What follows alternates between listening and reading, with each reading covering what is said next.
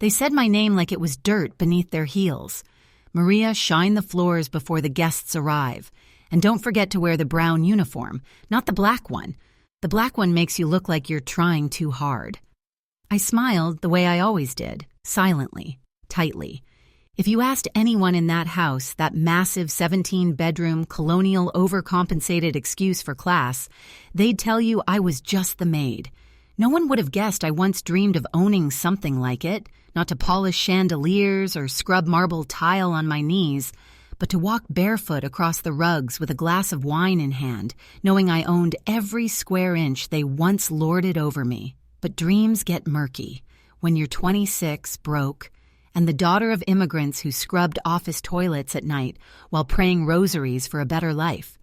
Dreams take a back seat when bills stack like bricks and rent climbs like ivy, choking the air from your lungs. So I worked. Every morning started the same way, up before dawn in time to beat the traffic and the judgment. My bus dropped me off 2 neighborhoods away, not because it was the closest stop, but because I didn't want the neighbors to see a maid arriving. I'd walk the rest, hoodie raised, head down, earbuds in, pretending to listen to music, but really just blocking out the thoughts. And the house, the Calloway estate, it wasn't a mansion. It was a personality disorder covered in imported stone. Mr. and Mrs. Calloway weren't anything new. People like them always think they invented superiority. She wore her Botox like a badge. He carried his Rolex like a sword. And their daughter, Paris, yes, Paris, was the kind of girl who made you feel dirty just by existing near her. She was 19, but moved through the world like it owed her compensation for every second she hadn't been worshipped. "Maria," Paris drawled one afternoon, phone in hand, chewing gum, like it fueled her soul. "Nick, can you not be, like, in the living room when my friends are over? You kind of ruin the aesthetic." Aesthetic. I said nothing, just nodded and moved to the pantry. That's what you do when your job is silence. What they didn't know, couldn't have known, was that every hour I spent folding their designer clothes, steaming their overpriced curtains, or picking up half-sipped matcha lattes they left on antique tables, I was also listening, watching, learning. I was studying. See, I wasn't just a maid, I was also a college dropout with a brain wired like a blueprint.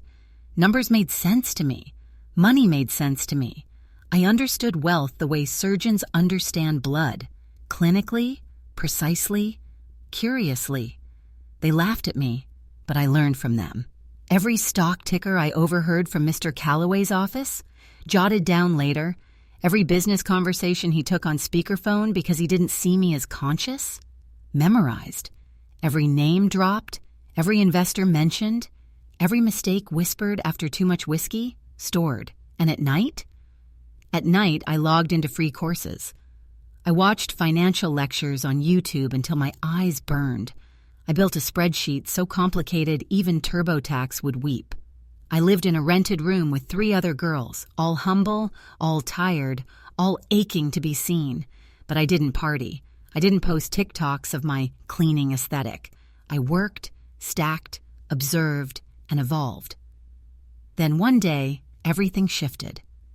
Mr. Calloway fired his assistant, some intern who screwed up an invitation list for a charity gala they were throwing for underprivileged youth. That irony wasn't lost on me. And just like that, I saw a crack in the marble. Not the floor, the facade. "Maria," he barked one morning, midway through his 3rd espresso. "Can you type?" I resisted the urge to say, "Better than you drink coffee." Instead, I nodded, shy. Leaned on me. "Yes, sir?" He handed me a folder. "Put these into letters. Formal. Has to impress donors." So I did. By noon, his phone exploded with replies praising the new assistant. He didn't say thank you. He just handed me another task, then another, and I did them all. Perfectly. Invisibly. But with each document I prepared, I made a mental note. Bank names, projected costs, donor names, profit margins. I was no longer a maid. I was quietly becoming his shadow executive assistant without pay, without title, and without limits. The night of the gala came. The mansion was lit up like Versailles on steroids. Guests floated in like luxury ghosts. Silk, satin, gold cufflinks, chatter about markets and Mauritius and mortgages their kids didn't understand. I stayed behind the scenes, like always, wiping glasses, adjusting lights, watching as Paris cackled with friends about the staff and their pitiful little paychecks. And then I heard it. Maria looks like the type to clean up after herself even if we murdered someone in cold blood, Paris joked. They laughed, loud, cruel. It was in that moment that I decided, not out of rage, not out of petty revenge, out of vision. They would never love me, never respect me, never give me anything. So I was going to take everything. The next day, I applied for a certificate in online finance. 6 months, challenging, but doable. I only ate 2 meals a day to save for it. I skipped hot showers to pay for the test. And I started investing. Small, quiet. I took $1,000 I'd saved. Gamble, some would say. I called it planting a future. And when the Callaways left for a week in Aspen, I spent every unlocked moment in his office studying the markets he bragged about, the files he didn't lock, the passwords he thought were too complex to guess. Birth dates, wedding anniversaries, daughter's middle name. Children give away more information than they steal. By year's end, I'd grown my initial savings by over 600%, then 900%, then 1,200%. Still scrubbing toilets by day. Still underestimated by everyone but myself at the end of that 12-month storm. I walked into a bank with a portfolio that made the branch manager lift his head, not to offer me a lollipop, but to ask if I'd consider private asset advising. I didn't say no. I just said, not yet. I turned down bank job offers like I was allergic to desks, because I wasn't doing this to be anyone's employee. I wasn't building their future. I was carving mine. By the time I was 28, I had formed an LLC, Maria Reyes Holdings. Just my name, no frills. And while I still polished silverware for rich people who thought I'd never be more than a background blur, I financed my first real investment, a failing home renovation startup downtown. The guy who ran it was a mess. Brilliant at designing interiors, terrible at business. No paperwork, no taxes filed, no systems. Just raw skill and unpaid invoices stacked like Jenga blocks. We met after I found his ad online while looking for furniture to potentially flip. I noticed how fast his posts sold, even when the prices weren't cheap. So I emailed him, offering not to buy, but to invest. At first he laughed. "You're a maid?" he asked at our first coffee meeting. I smiled. Not forever. Once I showed him a spreadsheet I'd prepared on potential profit with proper pricing and tax deduction strategies, his laughter stopped. With just $10K, we rebranded his hustle into a formal business. I ran the back end, organizing, invoicing, batching workflows, scheduling builds. He focused on design. In 13 months, we tripled our revenue. The fourth quarter, we cleared 6 figures. But while all that was happening, I was still cleaning, still wiping countertops, still folding Paris's pantyhose because I hadn't finished my plan. You don't leave mid-transformation. They still called me the Maid, but I stopped calling myself one. Inside, I was something different. I was a weapon sharpening in silence. That year, the Callaways hosted their annual winter party, a masquerade ball dripping in pretension, and imported champagne that cost more than my first car. Paris strutted down the grand staircase in a dress that looked like it hated being worn. "Maria, move the plants around so it looks more luxurious on Instagram," she said without eye contact.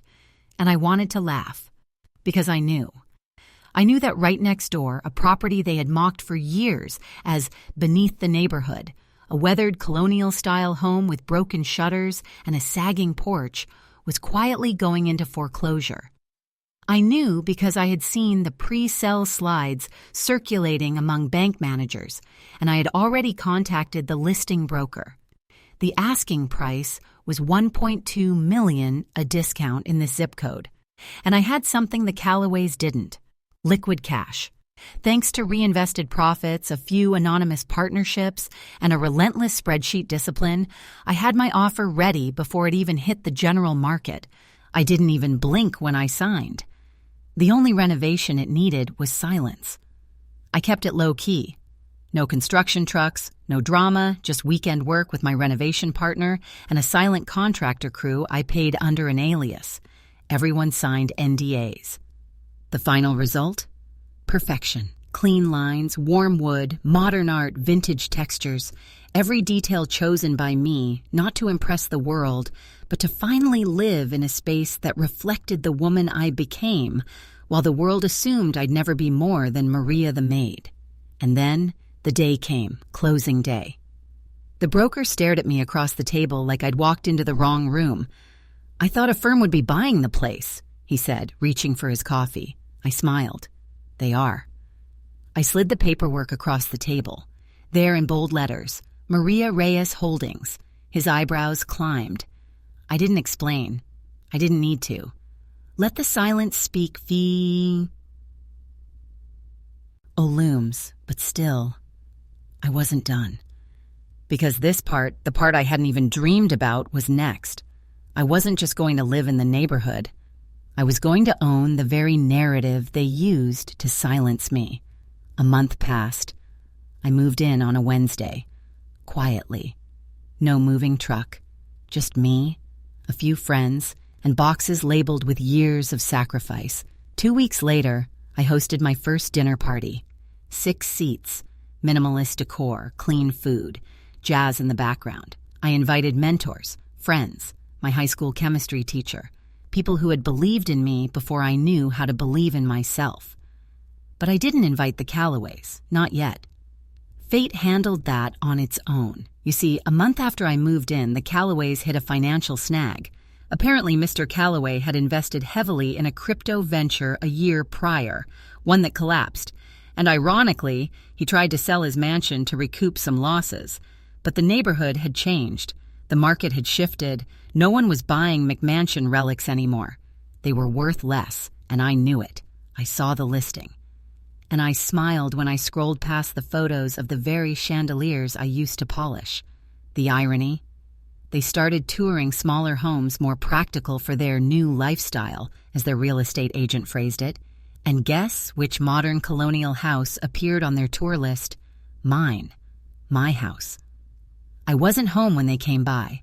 I watched from a cafe across the street as their black SUV pulled up. Paris stepped out first, wearing sunglasses that cost more than my espresso machine. I wondered if she'd recognize the number on the curb. I wondered if she'd notice the floors she once told me to polish. With more enthusiasm, now gleamed with pride. Not because someone instructed it, but because it was mine. They left after a short tour. They didn't call back the agent. Of course they didn't. Pride is a fragile crown. 2 weeks later, I received a DM from Paris. No hello, no apology, just this. "Was that your house?" I didn't reply. 2 days later, she messaged again. "How did you—" "Never mind. I guess you're not the maid anymore." I stared at the message, then put my phone down. Not out of anger, out of full-circle peace. I was never just the maid. I was always more. They just didn't see it. I no longer craved their reactions. I no longer needed the closure.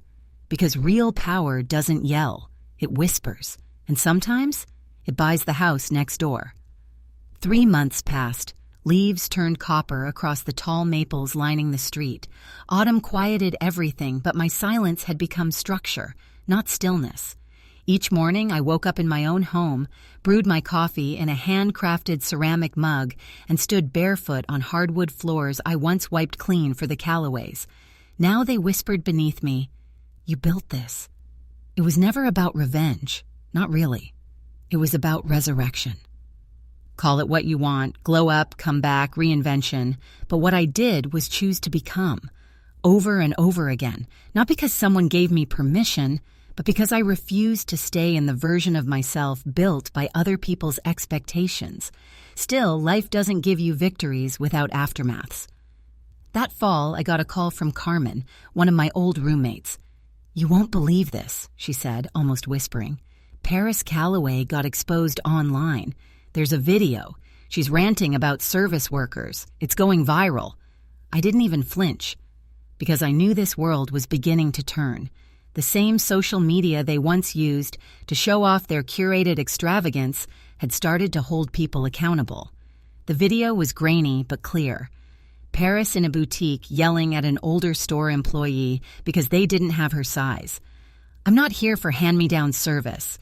Do I look like someone who settles?" Someone filmed it, posted it. By midnight, it was shared across TikTok, Instagram, Twitter, you name it. By morning, Calloway Karen was trending. By afternoon, I realized something. This wasn't karma. This was consequence. Distilled, delayed, but delivered.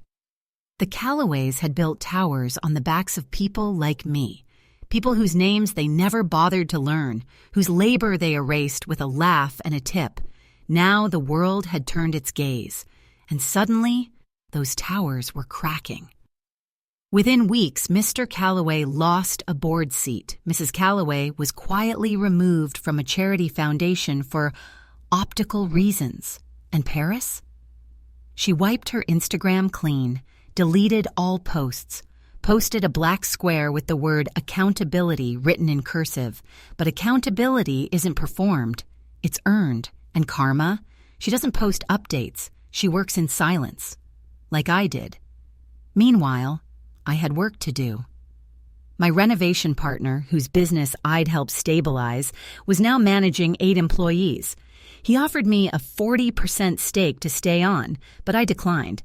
Not because I wasn't grateful, but because I was hungry. Not for more wealth, but for impact. I wanted to touch lives the way I had once only dreamed of watching from a bus window, so I mapped out a new blueprint, a mentorship program for women, specifically women like me, working class, underestimated, tired, brilliant. I called it She Built That. It started small, 5 women from backgrounds as layered as mine. One was a former nanny finishing nursing school. Another, an undocumented cleaner saving to launch her graphic textile line. All of them, hustlers, dreamers, experts in invisibility. I gave them what no one gave me: strategy, a network, data, belief. And it worked. 1 year in, we hosted a showcase, newspaper, local press. Not flashy, but authentic. I stood in front of 60 guests in my own home, no longer a maid, no longer a background character, but a woman who had ripped titles from the mouths of those who thought she had none. I didn't wear designer labels. I wore dignity. I didn't read a speech. I told a story. And afterward, a woman no older than my mother approached me with tears in her eyes. "My daughter talks about you like you're some kind of legend. She says if you could do it, maybe she can too." I smiled. She absolutely can. 2 weeks later, a handwritten letter arrived. No return address, thin paper, faint perfume, a rich girl's stationery. "Maria, I don't expect you to forgive me. I don't know who I am anymore. Everyone's turned on me, and I don't blame them. I used to think kindness made people weak. I understand now it's the opposite. Your silence back then wasn't weakness. It was restraint. You could have destroyed us. You didn't, and I respect that. I wanted to hate you. Now, I just want to be better. Thank you for showing me who I don't want to be. Paris." I folded the letter and placed it in a drawer I rarely opened. Not because I needed it to remember, but just in case there ever came a day I thought the world couldn't change. Because if Paris Calloway could write those words, maybe there was room for growth in places I'd written off as hopeless. Still, the mansion? It sat there, empty, silent, a reminder of ghosts. 6 months after the peak of their fall, I saw it again, now abandoned, marked with a real estate sign and wild bushes tangled like thoughts no gardener dared to clear. The house was no longer theirs, but it was still standing. And just like that, I had an idea. Not one born from ego, but something sharper, something cleaner. Legacy. What if the mansion that once mocked me became mine? What if bricks that held cruelty could now hold healing? I did my research. The property value had dropped significantly. The listing sat untouched for months. Most people weren't interested in houses with reputations, but I wasn't most people. I called the agent. I didn't say my name. I said my offer. All cash. Anonymously. It was accepted. And just like that, I owned their mansion. Not because I needed to live in it, because I needed it. To mean something new. I transformed it. Every chandelier stayed, but the gold coasters went. Every hallway kept, but repainted by local artists. And the servants' quarters, I turned them into offices. Now it wasn't a mansion, it was headquarters. She built that foundation resource center, a place where maids became managers, where silence became strategy, and where women, discarded by system after system, were seen as CEOs, not the help. The ribbon-cutting ceremony wasn't covered by the press. It wasn't sponsored or dripping in luxury or blasted across influencer newsletters. It was much simpler. There were folding chairs on the front lawn, the same lawn I once mowed in the dead heat of August while Paris whined for sparkling water. And now, there were women standing proudly in heels they wore not to impress, but because they earned them. There were applause breaks for stories nobody had ever made space for. And there was no VIP area, because every woman there was very important, whether the world had recognized it or not. I stood at the front steps, just beneath the arched marble doorway where they'd once told me to keep my head down when guests arrive. I lifted my chin high. This mansion, I began, my voice calm but clear, was built to make people like me feel small. A quiet nod spread across the group. Well, now it's a place made to remind us just how vast we really are. Applause erupted. Not the kind people do out of politeness, but out of pride. Out of pain turned into joy. Some of the same faces I'd worked beside back in the day were in the crowd. Other maids, cleaners, nannies. Some of them cried. Some of them just held each other's hands. All of them stood taller by the end of that afternoon. Later that night, long after the last guest left, I walked barefoot through the halls. The same ones I used to sweep on hands and knees. Now polished by ease. The souls of women who no longer apologized for their dreams. I stopped at the grand staircase, ran my hand along the banister, and closed my eyes. No ghosts, no reputation, just peace. Some people say power is money. Others say power is presence. I think power is remembering. Remembering who you are when the world tells you to forget yourself. Remembering those long, silent years where endurance was your only language. Remembering every insult someone mistook for a joke. Every backhanded compliment that was just a threat in prettier wrapping. Every time you were told to wait, shrink, shut up, come back later, earn your spot. And knowing, without a doubt, that your presence was a prophecy all along, one meant to be fulfilled in your time, on your terms. Every woman I meet through, she built that shares something in common. She was underestimated. She was overlooked. She was underestimated. She was underpaid. She was overworked. She was over it. And then she changed. Not because someone finally saw her, but because she saw herself. That's all I ever wanted when I was scrubbing baseboards in silence. To be seen by me. If you're listening to this story, if you've made it this far, maybe you've been the maid in someone else's narrative. Maybe you've served people who would never shed a tear if you disappeared tomorrow. Maybe you've sat quietly on the edge of the room, holding a 1,000-watt dream in a 20-watt reality. Let me tell you something they'll never teach you in school. You do belong in the big rooms. You can rewrite the story. It's not too late. It's not too early. And you're not too much. You just haven't been given the mic. So take it. Own it. And when someone asks, "How did you get here?" smile and say, "They called me the maid." Pause. Then add, "Now I build the mansions."